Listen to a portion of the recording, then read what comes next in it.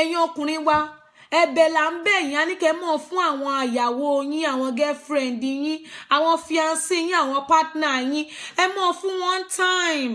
Don't spend time with your woman. What are you looking for outside? There's nothing outside that it is not in your woman. You are looking for breast, your woman have breast. You are wọ́n mú kiri ìyàwó yín lọ́mú. Bó sì jẹ́ tí ìsàlẹ̀ náà plate lẹ̀ ń wá ìyàwó yín ní plate, kí lẹ wá ń wá káàkiri. Ẹ ṣe mọ́ ọ ní tẹ́lọ́rùn. Ẹ wá marry ìyàwó yín tán lẹ́yìn ìgbà tó bá bí gbogbo ọmọ inú rẹ̀ fún yín, ẹ wá mọ́ sọ pé ọyàn rẹ̀ tó dúró lókè tẹ́lẹ̀ o, ó ti dà wálẹ̀ o. Ẹ wá bẹ̀rẹ̀ sí ń wá ọmú tó dúró lókè bí bàdó ṣe sọ. Ẹ wá bẹ̀rẹ̀ sí ń wá yùn káàkiri. Ibi ẹ wá ti ń wá wàkúwà, ẹ wá lọ gbégbèkúgbè, ẹ wá lọ gbé obì ageli tó ti ṣiṣẹ́ lọ́rùn tó wá gbowó láyé, yóò wá dé yín magolo tí yóò wá pa yín. Nígbà ojú yín bá látàn, ẹ wá sọ pé ń wá yàmúsẹ̀ yín kan káàkiri. Men, change your ways and spend time with your family at home. Àwọn ọkùnrin mi ọmọ wọn wà bá wọn ní àwọn nídìí owó iléèwé. You will pursue them to go and meet their mother, whereas you are spending money for that lady outside. You are spending money for that lady that you think her breast is still up. Stop fooling yourself. That breast is silicone.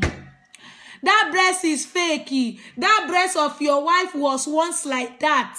Ọmú ìyàwó rẹ̀ rí bẹ́ẹ̀ tẹ́lẹ̀tẹ́lẹ̀ kó tó tẹ̀ ọ ti mú ọfun ọmọ mú ni lóròrò ìwọ àtọmọ rẹ̀ ti mú ọmú tí wá dà wálẹ̀.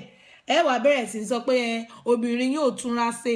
Ẹ̀yin obìnrin náà o, ńgbà ẹ bá ti bímọ tán, ẹ wá rẹpẹtẹ sí ilé ọkọ, ẹ ní ilé ọkọ mi, ilé bàbá ọmọ mi ni máa kú sí.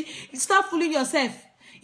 You have the right to palatable yourself. Because you married don't mean you should turn yourself to a basia.